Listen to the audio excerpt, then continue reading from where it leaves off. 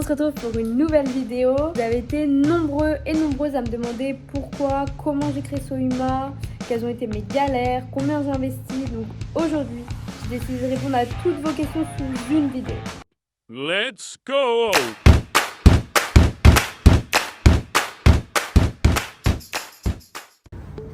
Alors la première question, pourquoi j'ai créé Sohuma? Alors de base, il faut savoir que rien ne m'était prédestiné. Moi, j'étais à Dijon en dernière année de master de droit et en fait, je voulais pas que mes parents me financent mes études. Du coup, je me suis dit, je vais trouver un job. Donc j'ai trouvé une usine pharmaceutique. Du matin au soir, j'étais en blouse, chaussures de sécu, interdit aux ongles, interdit au maquillage. Le seul moment où finalement je me trouvais moi-même, féminine, sexy, c'était quand j'allais au sport. Sauf que j'avais pas forcément de vêtements qui me mettaient en valeur, où je me sentais bien. Je me suis dit, mais attends, non, c'est pas possible. T'es moche au travail, tu peux pas être moche aussi à la salle de sport. Donc je me suis dit, faut que tu trouves une solution. Ma seule solution, c'était quoi? C'était de créer mes vêtements. Donc j'ai commencé à dessiner, à contacter des fournisseurs. J'ai reçu mes premiers prototypes, je les ai essayés, j'ai kiffé. Et en fait, je me suis dit, mais pourquoi tu crées pas ta marque? La deuxième question, tu avais des connaissances en entrepreneuriat ou tu as tout appris toute seule? Alors honnêtement, j'ai tout appris toute seule. J'ai pas payé les formations à 1400 €.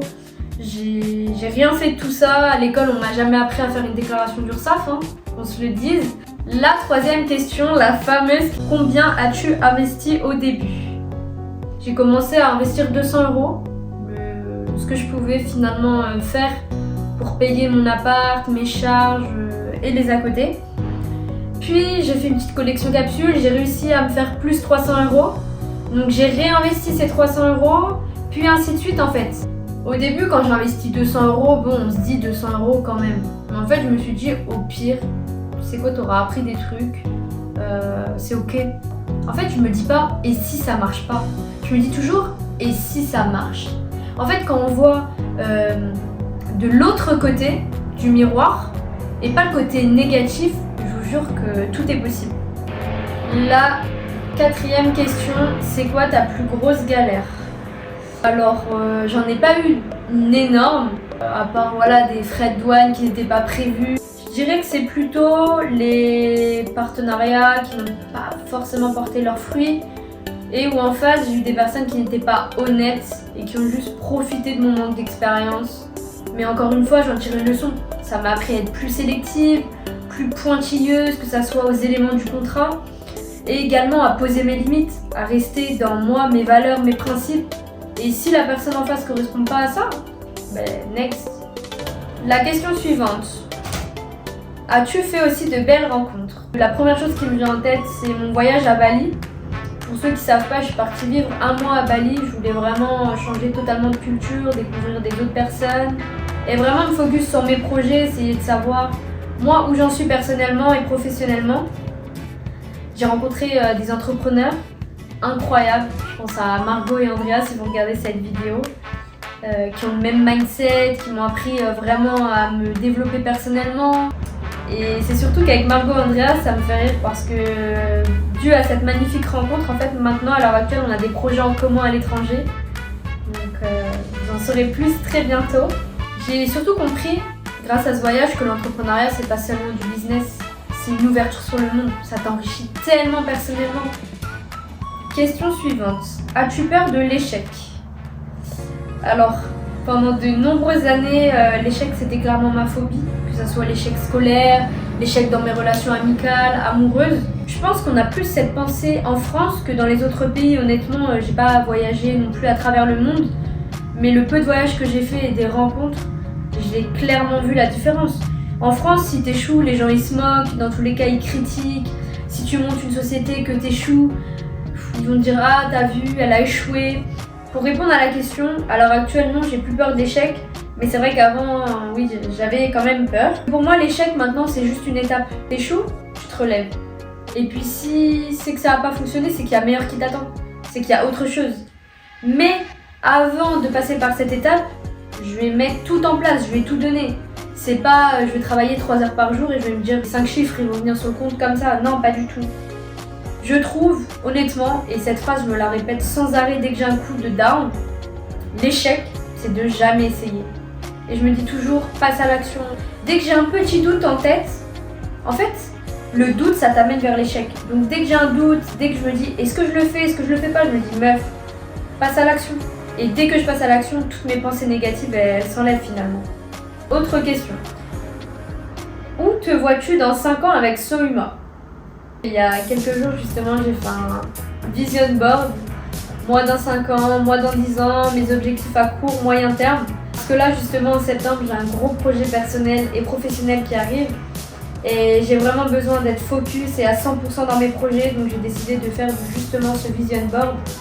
Honnêtement, dans 5 ans, je me vois à l'international avec Sohuma. Avec une marque qui vend pas seulement des vêtements, des produits, mais un concept, une vision, un état d'esprit. Je veux vraiment que les personnes qui portent les vêtements, elles se disent « Ok, aujourd'hui, je suis la fille que je veux être. Je suis là. » À la salle de sport, je veux que les filles, quand elles marchent et qu'elles portent mes shorts, mes leggings, mes vestes, mes brassières, elles se disent « Ok, je suis une queen. Aujourd'hui, ma séance, je vais l'exploser. Aujourd'hui, je suis boostée dans ma tenue, je me sens belle, je me sens féminine. » Ça, c'est mon objectif. Je veux toujours continuer à organiser des événements, mais à l'international du coup. Vendre dans les studios de Pilates. Ça, on le fait actuellement, mais j'ai envie de développer et à l'international également. Question suivante. T'as toujours été dans ce mindset sport et développement personnel? Non, clairement pas. J'ai pas toujours été dans ce mindset. Avant, pour être vraiment honnête, sans filtre, je lisais pas de livres, je regardais la télé-réalité. Dès que je rentrais, j'allais au sport, je me posais dans mon lit, je scrollais les réseaux. Oui, je faisais du sport, mais j'y allais pas dans une optique de dépassement de soi. Me sentir belle, féminine, consciente. Non, c'était juste pour brûler des calories et pour dire voilà, je rentre dans le cadre de la société actuelle.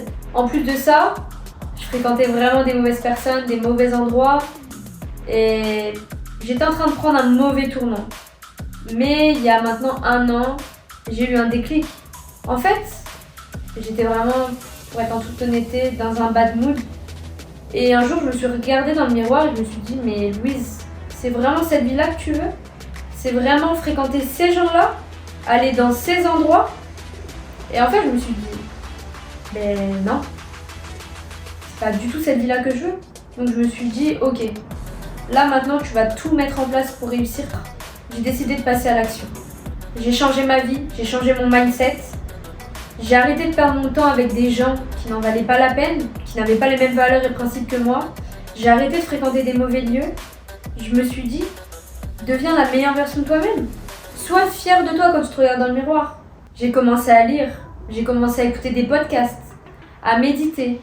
J'ai vraiment changé tout mon mode de vie, mon hygiène, ma nourriture, mes pensées, tout de A à Z. Finalement, quand on me disait oui, tu représentes la 5e personne que tu côtoies, je me disais ok, mais en fait non. Ces gens avaient complètement raison. Toutes les personnes que tu fréquentes, ça a des conséquences sur toi, ton mindset, ta vision de toi, de ta vie. Et je me suis entourée que de personnes ambitieuses, positives. Ça a changé ma vie complètement. Et Dieu merci, j'avais mes parents derrière moi qui m'ont toujours soutenue, qui ont été derrière moi, qui m'ont aidé à déménager. Et franchement, je les remercierai jamais assez pour tout ce qu'ils m'ont apporté. Le travail n'est pas fini, bien sûr. Aujourd'hui, je travaille toujours sur moi, je continue de lire, méditer, j'apprends tous les jours. Je me dis que le travail finit toujours par payer et que si je travaille sur mon mindset, tout est possible pour ma marque. La dernière question. Ton conseil pour ceux qui hésitent à se lancer? Je vous dirais que si vous avez une idée, passez à l'action. Le plus grand échec, ce n'est pas de tomber, c'est de ne pas essayer, de ne pas tenter. En fait, on a quoi à perdre? One life. Donc vraiment, si j'ai un truc à dire, c'est passer à l'action. Cette vidéo, du coup, est finie. J'espère qu'elle vous a plu. Si vous avez quelconque question, que ça soit professionnelle, personnelle, je serai ravie d'y répondre. Et surtout, n'oubliez pas, passez à l'action! Allez, bisous!